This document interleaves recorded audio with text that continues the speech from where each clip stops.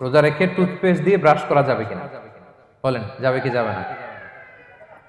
যাবে, কে কে হাত তুলুন তো দেখি। হ্যাঁ, মাত্র একজন, দুইজন, তিনজন, চারজন, পাঁচজন, ছজন, দল ভারী হচ্ছে আস্তে আস্তে। হ্যাঁ, টুথপেস্ট দিয়ে ব্রাশ করা যাবে কি যাবে না? হুম, যাবে মাত্র পাঁচজন, আর যাবে না কয়জন দেখি? যাবে না, অনেকে যাবে না, অনেকে হাত তুলে নাই, ভাবছে কোন জায়গায় হাত তুলে কোন বিপদে পড়ি। চুপচাপ দেখি যে কোনটা জিতে।